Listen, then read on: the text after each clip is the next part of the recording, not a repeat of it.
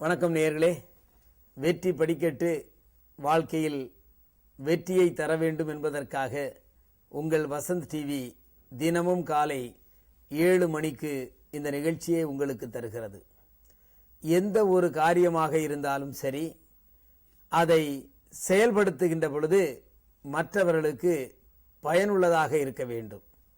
எப்படியாவது யாராவது 2 பேருக்கு பயனை தருகின்ற செயல் செய்தால் மிகவும் நல்லது என்று பெரியவர்கள் சொல்வார்கள். ஒரு சம்பவத்தை சொன்னால், திருவாரூர் புலவர் சண்முக வடிவேல் சின்ன வயதில் ஜவுளிக்கடையில் வேலை பார்த்தார். ஜவுளிக்கடை சொந்த கடைதான். தந்தை அதிகாலை 6 மணிக்கு எழுப்பி விடுவார். ஆனால் 6 மணிக்கு எழுப்பியவுடன் சண்முக வடிவேலுக்கு கோபமாக வரும். தூக்கத்தை கெடுத்து தன் தந்தை இப்படி எழுப்புகிறாரே என்று சொல்லி ஒரு நாள் தந்தையிடம், ஏன்பா என்ன இப்படி காலையிலேயே எழுப்புறீங்க?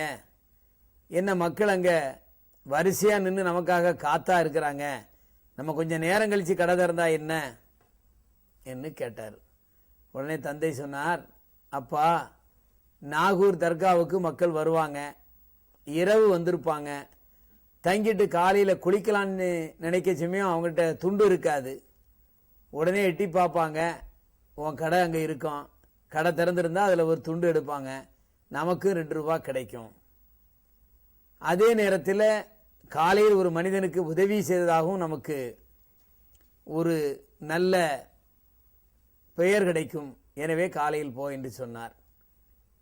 மீண்டும் கேட்க அவர் சொன்னார், சிலர் வெளியூரிலிருந்து வருவார்கள், காலையிலே ஒரு துக்க சம்பவத்திற்கு போக வேண்டும், அதற்கு துணி எடுக்க வேண்டும் என்று சொன்னால் அப்பொழுதும் உன் கடையை தேடுவார்கள், அங்கே வருவார்கள், அதில் 5 10 நமக்கு கிடைக்கும். ஆனால் தொடர்ந்து இப்படி காலை 6 மணிக்கு இந்த கடை திறந்திருந்தால் அந்த ஊரில் உள்ள மக்களெல்லாம் சொல்லுவார்கள், காலையிலே ஏதாவது வாங்க வேண்டும் என்று சொன்னால் அந்த கடை திறந்திருக்கும், போங்கள் என்று சொல்லுவார்கள். நாளடைவில் நமக்கு வியாபாரம் அதிகமாக நடக்கும், நாமும் வசதியாக வாழலாம் என்று சொன்னார். சிறு வயதிலே அப்படி நினைத்த அந்த நபர் பிற்காலத்தில் அந்த கடை நல்லபடியாக வளர்ந்து ஒரு வசதியான குடும்பத்தை சார்ந்தவராக மாறினார்.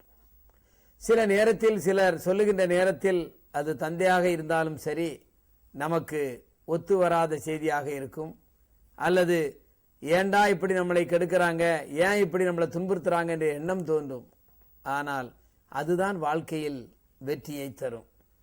சின்ன வயதிலே கூட சாதனை செய்தவர்கள் பலர் இப்படித்தான் வாழ்க்கையை துவக்கி இருக்கின்றார்கள். நாளடைவில் அவர்களது செயலும் செயல்பாடும் வெற்றியை தரும். எனவே பெரியவர்கள் சில காரியங்கள் செய்கின்ற பொழுது உள்ளார்ந்த அர்த்தத்தோடு தான் செய்வார்கள். நாம் அதை முதலில் மறுத்தாலும் பின்பு சிந்தித்து நமக்கு நல்ல பலனை தரும் என்று செயல்பாட்டில் இறங்க வேண்டும். வெற்றி படிக்கட்டு நிகழ்ச்சியில் இந்த நிகழ்வுகளை சொல்வதினால் கேட்பவர்களுக்கு மனதில் ஒரு சிந்தனையை தூண்டி நாமும் இப்படி வாழ வேண்டும் என்ற எண்ணத்தை தரும். இதுதான் வெற்றி படிக்கட்டு.